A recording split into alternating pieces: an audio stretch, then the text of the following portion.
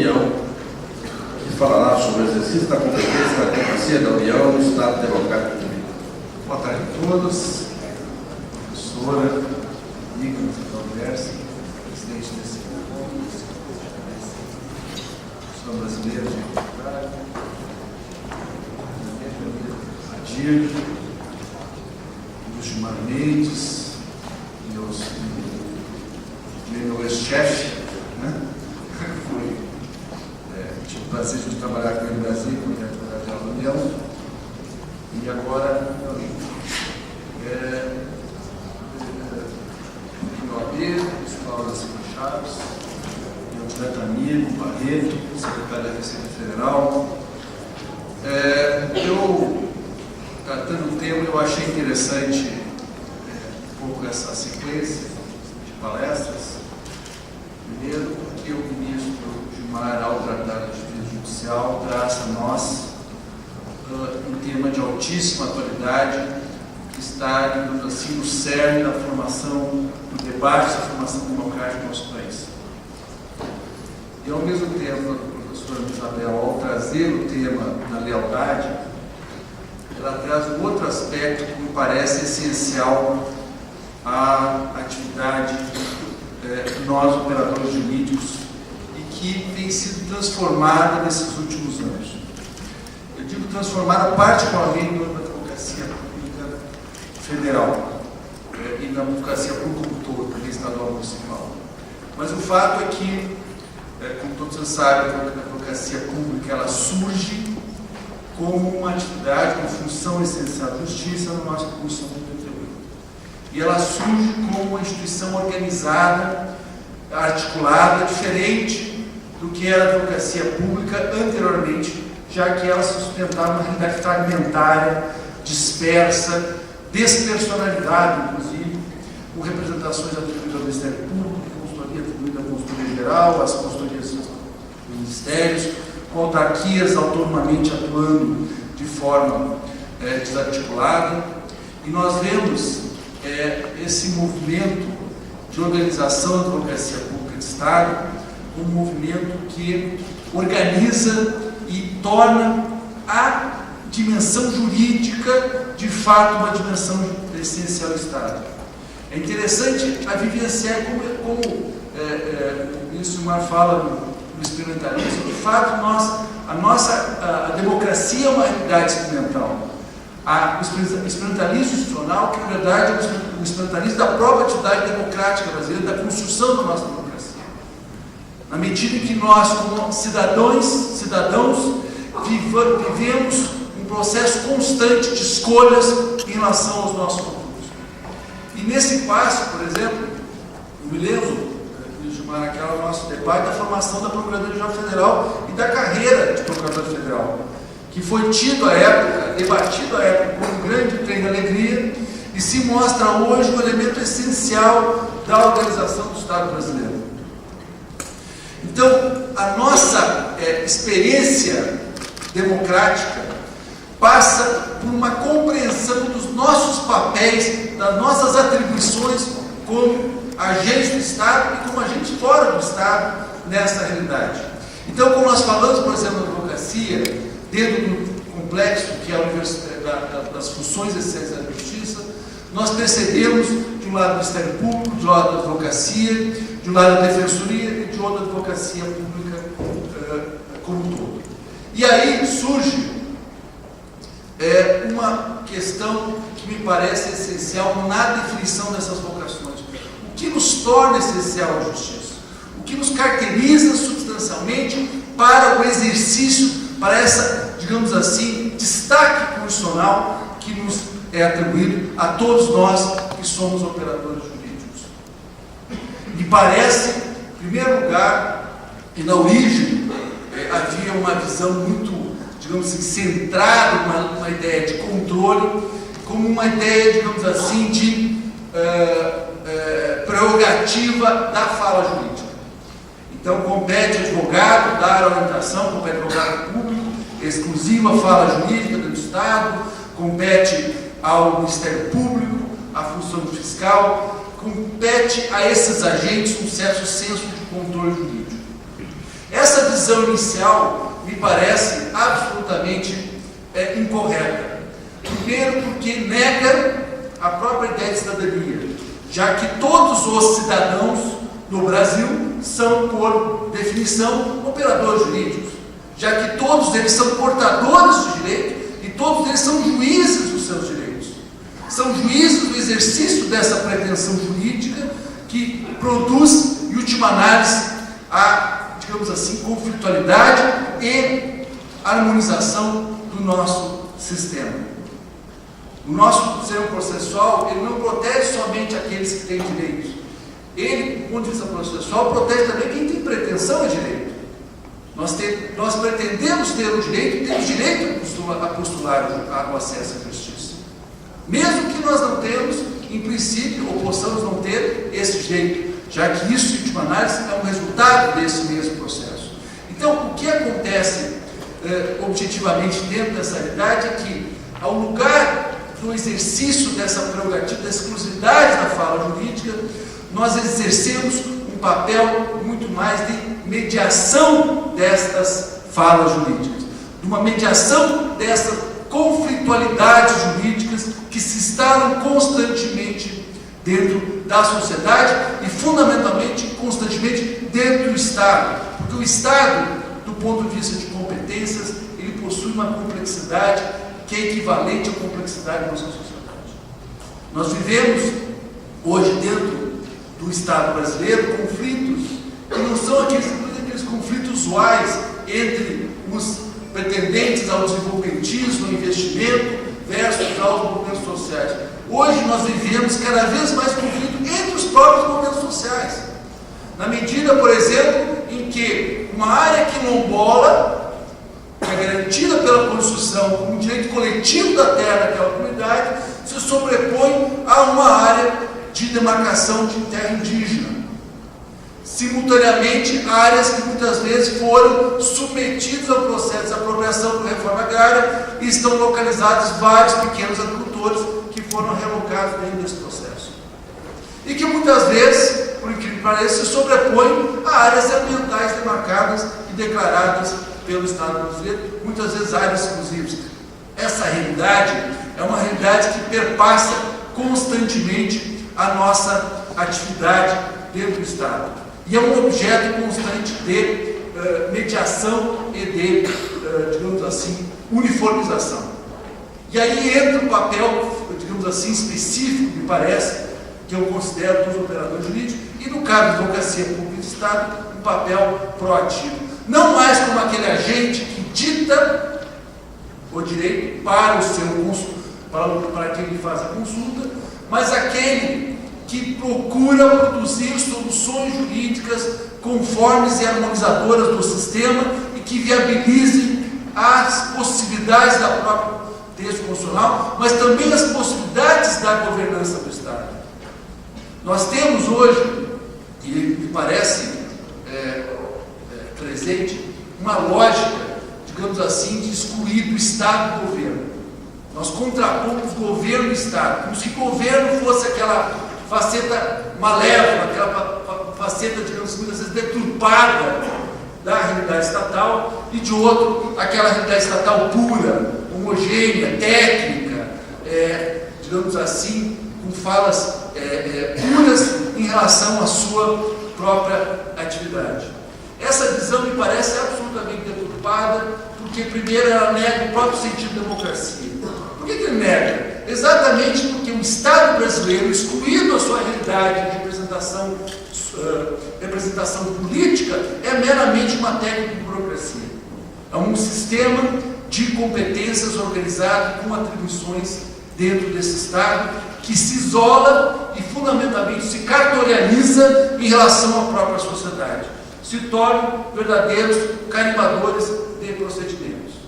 E, por outro lado, o governo isolado, ele nega as possibilidades de mudança que o Estado e a sociedade necessitam e são naturais em qualquer processo político de representação da nossa sociedade. Não existe um governo, nem nos momentos mais, digamos assim, autoritários do nosso país, instalou apenas com a intenção de preservar o status quo. O governo Fernando Henrique, o governo Collor, lidou com o problema da nacionalização, da internalização da abertura econômica. O governo Fernando Henrique lidou com a questão da lei de responsabilidade fiscal e a disputa do federalismo que inerente a esta legislação, o problema da estabilidade econômica, combater a inflação. O governo Lula migra e localiza o Estado em cima de um projeto de integração social. Todas essas políticas são tensões com o status quo, são tensões com a realidade instalada. Ao mesmo tempo, a burocracia de Estado, por definição, ela é conservadora. A burocracia de Estado, ela preserva procedimentos, ela não produz alterações, porque a natureza diz o exercício de competência burocrática. Ora, é nesse conflito, nessa relação, nessa intermediação que se produz um processo institucional, um processo devidamente democrático de mudança e de evolução do nosso Estado para responder às necessidades da nossa sociedade. E aí me parece que entra o papel da advocacia como um todo, do Ministério Público, mas particularmente da advocacia pública. Por quê? Porque nesse processo de mediação, a advocacia, ela, por objeto, lida com o conflito, lida com o contraditório, lida com a conflitualidade instalada, com o conflito das formas jurídicas, seja dentro do Estado, seja na relação fora do Estado. E nessa conflitualidade, ela pode, ao mesmo tempo, exercer um papel passivo, como já foi exercido no passado, de meramente delegar a decisão ao judiciário, meramente transpor esse processo decisório a outra gente, como aliás, eu me lembro quando eu entrei na carreira jurídica em 93, era a fala comum, era a fala diária, ou partir também para uma posição propositiva, pensando o Estado como um prestador de serviço e não meramente um cartório, como algo que tem que produzir resultados para a sociedade. E ao produzir resultado, constrói-se, desenvolve-se, cria-se verdadeiras evoluções, digamos assim, interpretativas, que a própria norma jurídica produz para a prestação, para a efetivação desses direitos. Isso tem sido muito recorrente no âmbito da advocacia pública federal e cada vez mais definitivo. Nós saímos da fase em que o recurso, a apresentação do processo ao juiz como um instrumento automatizado e recorrente, ele sai para ser um processo de decisão no âmbito da advocacia de Estado.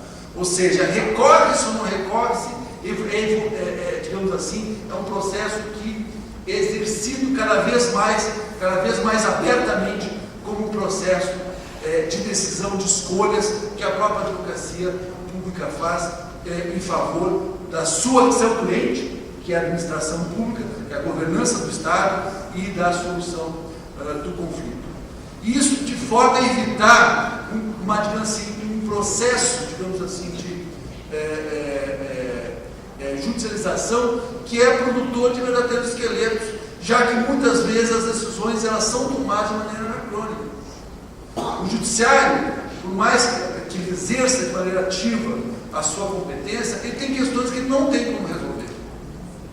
Por exemplo, nós tivemos um processo que foi julgado contra o União relativo ao Campo de Marte. O Campo de Marte é uma área de São Paulo que foi expropriada na Revolução de 32, no momento de 32, né, pelo governo federal, ao digamos assim, superar aquele processo de movimento, se expropriou e foi federalizado. Ora, o município de São Paulo entrou na justiça pleiteando aquela área. E hoje nós temos uma decisão judicial, passados, vamos dizer, 79 anos do evento, que nos manda devolver a área e ressarcir o município de São Paulo dos valores pagos pelo uso daquela área. Com certeza, essa execução, ela vai durar 70 anos. Ela vai ser aquelas ações históricas que ninguém vai saber o que fazer e todo mundo tem medo de tocar. Então, a necessidade de ter uma ação do Estado que realize de maneira efetiva aquilo que o Estado tem obrigação de realizar e realize efetivamente de maneira sustentável, equilibrada, é que permite, em última análise, dar maior efetividade ao nosso processo, ao nosso texto constitucional. Eu acredito que nós vivemos tempos muito interessantes, citando aqui a frase de Robson, porque o Brasil ele vive um processo de tensionamento em que as instituições, seja ela o executivo, seja ela o judiciário, seja ela o legislativo,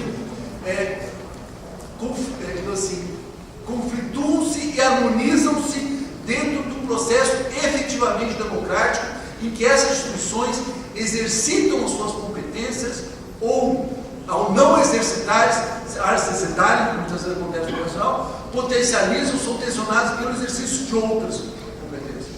Né? A grande vantagem de nós termos um modelo, como foi citado aqui pelo ministro Gilmar, do ativismo judicial, é que, na verdade, ele potencializa, tensiona com status quo instalado. O Congresso Nacional, quando é tensionado por uma decisão, como o caso da lei de greve, como o caso da lei de repartição tributária dos estados, ele não é tensionado apenas quanto à prestação daquela lei específica, mas também é tensionado quanto ao exercício da sua própria competência. É pressionado pela necessidade de responder mais ativamente ao conjunto de demandas que estão presentes ao texto constitucional e que são presentes também a necessidade da nossa sociedade. Então, esse modelo, esse movimento de interação e de articulação é que mobiliza, que frutifica uma solução de fato democrática, de fato republicana para o conjunto da nossa sociedade, que permite, em última análise, ela mesma evoluir e avançar institucionalmente de maneira consistente e estável. Eu acho que uma grande dificuldade que nós temos hoje no nosso, e aí eu vou encerrando e fazendo um pouco uma atenção mais curta, até porque imagino que vocês todos já estão cansados nesse horário, mas o fato é que hoje um grande dilema que nós vivenciamos dentro da nossa sociedade, mas também dentro do Estado, é um senso de insegurança muito forte, de insegurança jurídica, de insegurança administrativa, em que o nosso gestor, por conta desta insegurança, ele opta pela não decisão, ao invés da decisão. E essa opção se dá pelo simples fato de que a não decisão não lhe é objetiva. Ele tomar uma decisão é um exercício de risco que ele estabelece, porque ele assume escolhas em relação a uma determinada necessidade. E, ao mesmo tempo, uma não decisão não gera esse risco. O ministro Fux deu um exemplo muito interessante quando ele foi sabatinado no Senado Federal, em que ele dizia que um prefeito, o exemplo, que era uma ação de probidade que ele julgava, que gerou a jurisprudência da necessidade do dolo para a apuração da probidade, ele dizia que um prefeito, em face de uma grave epidemia, uma município adjacente, resolveu colocar o município a prestar serviço, alugando os prédios, alugando servidores à disposição, para atender uma necessidade presente e emergente daquela região, particularmente no município vizinho. Por conta desta atuação, ele foi submetido a uma ação de improbidade administrativa. E por conta disso, ele resolveu condenações que depois foram cassadas no STJ, exatamente do ponto de vista da jurisprudência. Mas o fato é que essa insegurança, vejam, ela produz a negação da prestação do serviço do Estado, a negação do exercício desse Estado, das necessidades desse Estado. Né? Eu vou só tomar a liberdade de dar outro exemplo que parece muito interessante também, porque mostra o quanto a formalidade aplicada de maneira estrita nega o próprio fim da atividade estatal. Em 2003, assume o governo Lula e no Ministério Educação assume o secretário de ensino fundamental, médio, etc. No meu secretaria. Agora, ele, ao assumir a secretaria, enfrentou o seguinte problema: não havia sido produzidos livros didáticos para aquele ano 2013, não havia contrato com gráfica para a produção desses livros didáticos, e ele tinha que distribuir os livros didáticos sob pena de haver a não realização, digamos assim, da efetivação, né, da prestação adequada, né, pelo Estado da educação fundamental no país. Ora, ele tinha duas opções. De um lado, ele podia fazer um contrato de emergência, em que essa opção ela era limitada por uma reiterada jurisprudência do nosso Estado de controle de que emergência não pode ser feita em áreas planejáveis. Portanto, ele assumiu um enorme risco ao trilhar esse caminho. Do outro, ele pesquisou os conjuntos de contrato daquele ministério e descobriu que havia um contrato de publicidade, que previa, entre as diversas obrigações, digamos assim, produção de produtos gráficos. O que é que ele faz? Ele executa, dentro de uma lógica de razoabilidade, executa esse contrato. Ora, 5 anos depois, esse mesmo gestor é condenado a devolver R$1 milhão e aplicado multa a ele. Ora, essa lógica formalista que se sustenta, não, o contrato não tem esse objeto, portanto o contrato não pode ser executado para essa finalidade, leva a uma opção de não realização do serviço. Qual é o dano maior? Então nós ponderamos qual é o dano maior. Não haver distribuição de livro didático para o país inteiro naquele ano 2013, prejudicando milhões, milhares e milhares de crianças, ou você fazer uma interpretação compreensível buscando aplicar um contrato que já previa valores associados a produtos gráficos. Então, vocês percebam que, do ponto de vista do Estado, a necessidade de operadores jurídicos que exerçam a competência, harmonizando nosso sistema jurídico, que é um sistema complexo, difícil, conflitante, com as necessidades emergentes e inerentes à atividade estatal para prover serviços às sociedades, é que traz, digamos assim, um elemento inovador no processo jurídico brasileiro. Né? À medida que nós temos uma advocacia pública, assim como outros operadores, de que fato potencializa ou contraditório, não do ponto de vista exclusivo de levá-lo ao seu extremo, mas com uma possibilidade dessa conformidade, desse consenso. Né? Que, aliás, está na regra matriz da própria separação dos poderes. Né? Os poderes são separados, não para aqueles caminhos separados, mas para aqueles caminhos juntos. Ou seja, é na separação que você constrói o consenso. E isso se estabelece diversas matrizes, diversas dimensões do Estado brasileiro. Particularmente nós, no âmbito do operador jurídico, e eu, particularmente como advogado geral, tenho entendido um papel, uma vocação essencial à advocacia pública em particular à advocacia como um todo. Dentro dessa compreensão que eu acho correta, da posição de Isabel, de que, em última análise, é necessário produzir uma base de confiança, que é o que, aliás, dá legitimidade ao Estado. A confiança e não a desconfiança. A desconfiança anula o Estado. A desconfiança derruba o Estado. A desconfiança produz revoluções, como nós tivemos na nossa época moderna. A confiança é que, na verdade, sustenta e mantém a legitimidade da atuação estatal. Muito obrigado.